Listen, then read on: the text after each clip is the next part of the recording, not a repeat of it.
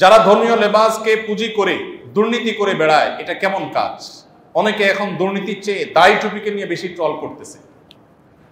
ভাই, সম্প্রতি প্রশ্নপত্র ফাঁসের ঘটনায় আপনারা জানেন, এক ব্যক্তির আলোচনা খুব বেশি হচ্ছে যে তিনি মাথায় টুপি, মসজিদে যাওয়া, ধর্মীয় কাজ করা, এগুলোর জন্য চেষ্টা করেছেন এবং তিনি নাকি বলেছেন যে আমি এই দুর্নীতি করে অবৈধভাবে উপার্জন করা টাকা সব আল্লাহর রাস্তায় খরচ করেছি, দিনের কাজে খরচ করেছি।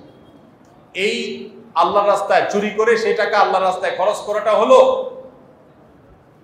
কোরবানির জন্য গরু চুরি করার মতো।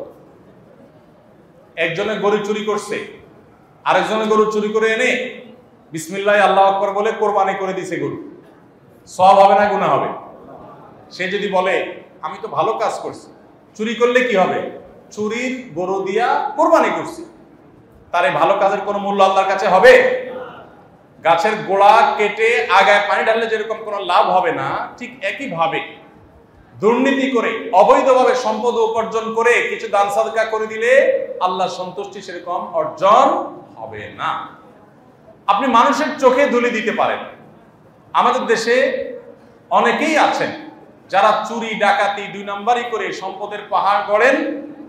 এরপরে একটা বয়সে এসে রিটায়ারমেন্টে যাওয়ার পর বা একটা পর্যায়ে এসে মসজিদে, মাদ্রাসায়, মাহফিলে হুজুরদেরকে, আলেম ওলামাদের, গরিব দুঃখীদের দান সাদকা করে তার একটা ইমেজ তৈরি করেন এলাকাতে। হাজী সাহেব, গাজী সাহেব, টুপিওয়ালা সাহেব, জুব্বাওয়ালা সাহেব, উনি অনেক সাহেব হয়ে যান। কিন্তু সাহেব মূলত জনগণের টাকার চোর, সম্পদ লুণ্ঠনকারী, অবৈধ উপার্জনকারী, দুর্নীতিবাজ। কিন্তু তিনি তার একটা ফেস মানুষের সামনে তুলে ধরেন, তিনি দানবীর। তো তার এই দানবীরতা দেখে, দানশীলতা দেখে সাধারণ মানুষ বিভ্রান্তিতে পড়ে যান, তারা তাকে ভালো মনে করেন হয়তোবা, কিন্তু আল্লাহ তাআলা তার প্রিভিয়াস সকল হিস্ট্রি জানেন না। তো এই সমস্ত দান সদকা করে মানুষের চোখে ধুলি দেওয়া যেতে পারে, কিন্তু আল্লাহকে কোনোভাবে বিভ্রান্ত করার সুযোগ নেই। আল্লাহ সবকিছু জানেন বিধায় যে আল্লাহর কাছে শাস্তি এবং পুরস্কার, যে আল্লাহর কাছে জান্নাত এবং জাহান্নাম, সে আল্লাহকে কোনোভাবে এই দুর্নীতির টাকা দান করে খুশি করার কোনো সুযোগ নেই। এখন যারা বলছেন যে এই লোকটা দাড়ি টুপি রেখে তারপরে দুর্নীতি করছে, শুধু এই লোকটা করছে তা না, আমাদের সমাজে অনেক লোক আছে দেখবেন দাড়ি টুপি লাগায়া তারা দুর্নীতি করতেছে।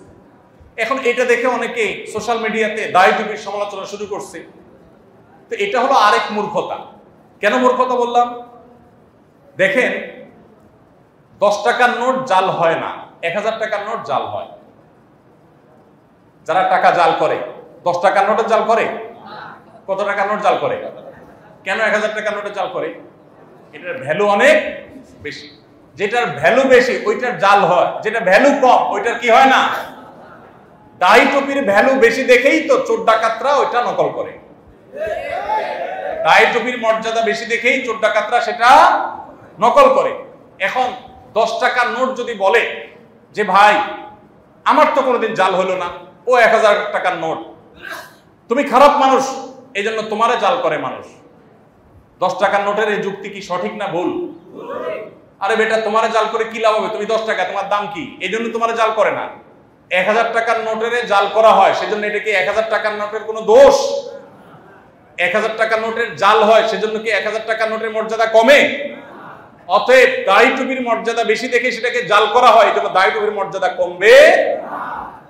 চিটাররা দাড়ি টুপি পরে চিটারি করে, দুর্নীতিবাজ, ডাকাত, মানুষের সম্পদ আত্মসাৎকারী, বিভিন্নভাবে প্রতারণা যারা করে, বিভিন্ন সময় এরা অনেকে ধার্মিক সাজে।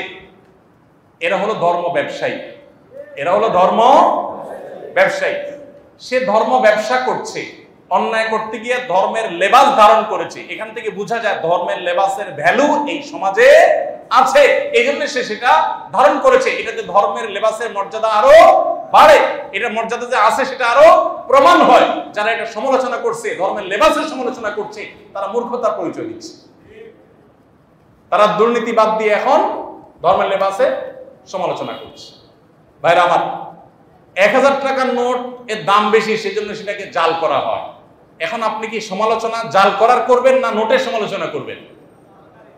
জালকারীর সমালোচনা করবেন না নোটের সমালোচনা করবেন? ঠিক একইভাবে যে টুপি দাড়ি করে দুর্নীতি করেছে আপনি তার দুর্নীতির সমালোচনা করবেন, টুপি দাড়ির না। আল্লাহ তাআলা আমাদেরকে সঠিকটা বোঝার তৌফিক দান।